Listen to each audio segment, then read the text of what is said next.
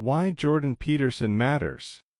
I have watched, somewhat in awe, over the last couple of years the rise of Jordan Peterson on YouTube, through podcasts and other media formats, books, blogs, etc. I haven't always been sure how to classify him or categorize his ascent. He's not a Christian, at least not in an orthodox sense. Though I've heard him self-identify as a Christian, he would make a distinction. He would probably call me, and others like me, a fundamentalist. In some respect, that's not far off, though every time I've heard him use the term, it seems to be dismissively, if not pejoratively.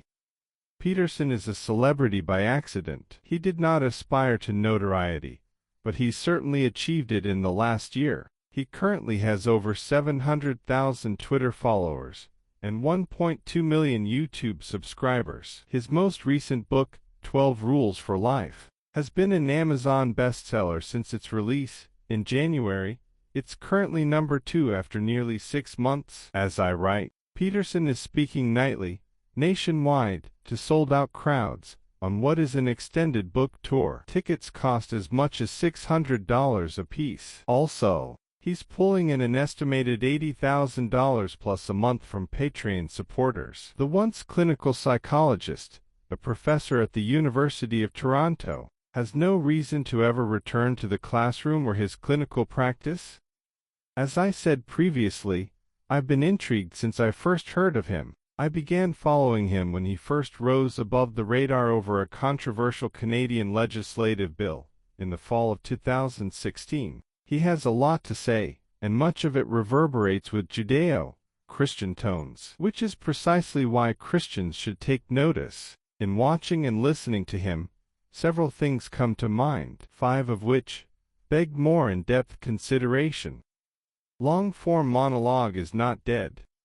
For as long as I have been preaching, 20 years next year, voices in our culture have been saying that preaching, especially long-form monologue, is dead. Those promulgating this perspective have told us that the collective attention span in the West has devolved. Americans, raised on 30-second ad spots and 22-minute television programs, cannot handle more than 25-30 minutes of preaching, they say. Many of the same voices tell us that dialogue is essential for the 21st century Westerner. You cannot give a message from a platform. It needs to be a conversation in a circle. Peterson proves that's not true.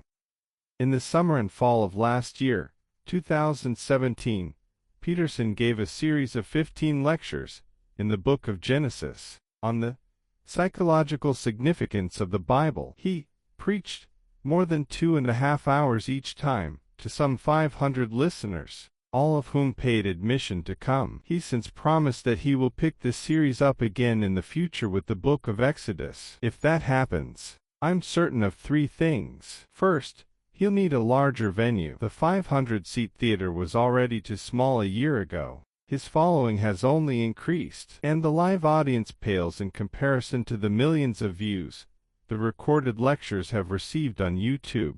Second, he'll charge a lot more for admission. By his admission, he's an evil capitalist. Simple supply and demand will require much higher costs of entry. Third, his messages will not get shorter. Peterson loves to talk, and he's found an audience of people who are longing to listen. In this he's proved long-form monologue preaching is not dead.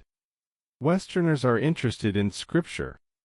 Another cultural lie we've been told for the last 20 years.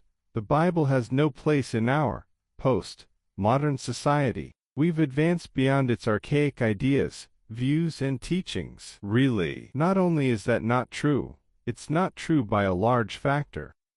Just this week, June the 12th, to be exact, Peterson's first book, Maps of Meaning, came out in audiobook format. It's more than 30 hours of audio, read, of course, by the author. It's an instant bestseller. In print, it's 564 pages. Much of it goes back to Scripture and its significance. I guarantee that most of the consumers of this audiobook are males, ages 20-40.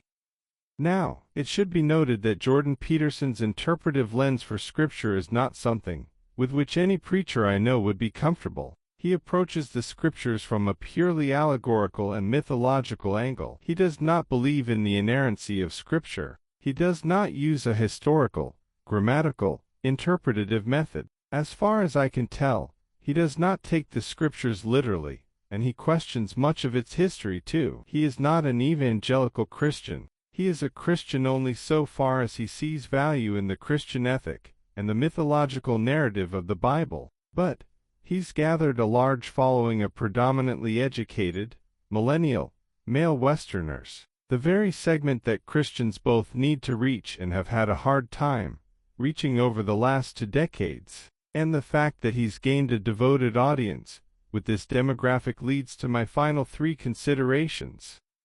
God is not dead in academia. Peterson's rise informs us that the need for classically trained, academically minded Christians is greater than ever. This isn't a new observation. Groups like Francis Schaeffer's Lawbury, more than 40 years ago, saw this with prescient clarity. Ravi Zacharias International Ministries has sought to address it for more than 20 years. Christians in the 21st century Western world need to think and speak the academically oriented language of higher education, and they need to enter academia as missionaries. Many in science, technology, engineering and math, STEM, fields are atheistic, or at the very least agnostic. The arts and humanities are almost worse, but that does not mean that God is dead among academics or in great academic institutions of the West. There are strong holdouts with well-reasoned Christian faith in the academy, but we need many more Christians to step into the academic sphere and contend earnestly for the faith.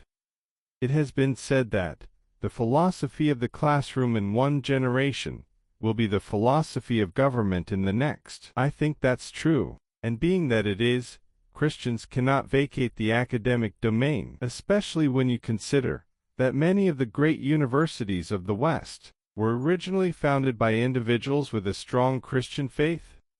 In seeing this reality, I am more than a little discouraged by my own experience. 20 years ago this week, I graduated from high school, and when I did, I didn't enroll in college or university, partly because of the discouraging tone of Christian leaders I esteemed. More than a few of the Christians who influenced my decisions at that time exhibited a suspicion and distrust of higher education. I know now that was not a helpful attitude. Be that as it may, as the Church moves further into the 21st century, we must realize that we need to adjust, as our culture has changed.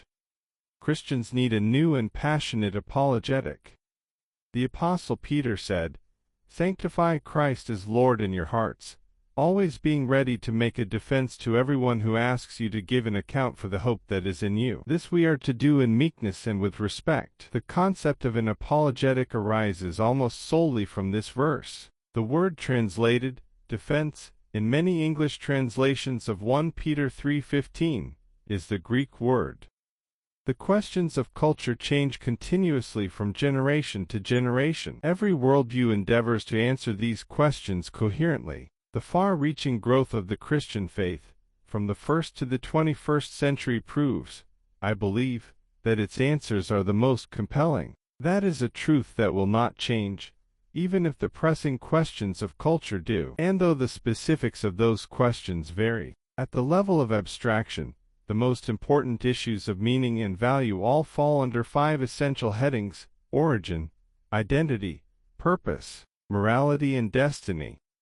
After listening to his lectures, watching his interviews, and reading his books, I think Peterson is seeking to address these issues apologetically, and it is fascinating to see that, like many evangelical Christians, he does so with something of apocalyptic fervor. He is passionate about his convictions, and exacting with his words. I'm convinced that many are attracted to Peterson precisely because of his well-reasoned, authentic and genuine message, which seems to explode from a grave concern that our culture is fast descending into an abyss. Like an Old Testament prophet, Jordan Peterson is sounding an alarm in the West. He sees an unseen force of gravity pulling our culture past the event horizon into an inescapable black hole, and though he has met stiff opposition, he does not seem to be backing down, which shows, finally, Strong warnings and stern exhortations are not unacceptable.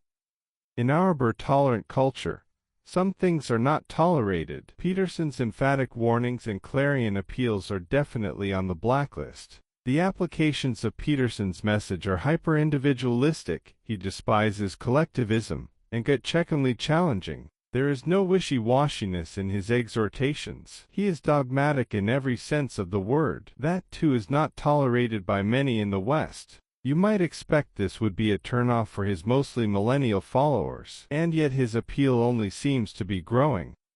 Since the rise of the seeker movement of the 1980s, Christian leaders have promoted a softer, life coach spirituality. Don't call people out. Address the collective, you plural. Focus on felt needs. Don't be direct. Be encouraging. In many ways, modern American Christianity fits perfectly in the $10 billion a year self-improvement industry, right next to Tony Robbins, Deepak Chopra, Oprah Winfrey, and even Jordan Peterson.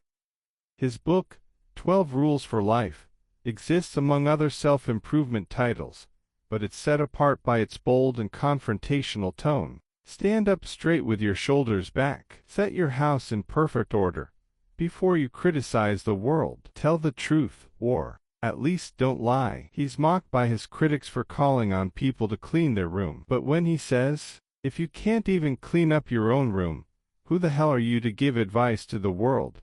You can hear the echoes of Jesus. First remove the plank from your own eye, and then you will see clearly to remove the speck from your brother's. Or Paul, if we would judge ourselves, we would not be judged. Among all the nuanced and subjective shades of gray that are 21st century Western culture, the objective contrast of white on black is refreshing, and though I in no way want to make messianic allusions, Jordan Peterson's rise is a reminder that when Jesus had ended the sayings of the Sermon on the Mount, the people were astonished at his teaching, for he taught them as one having authority, and not as the scribes.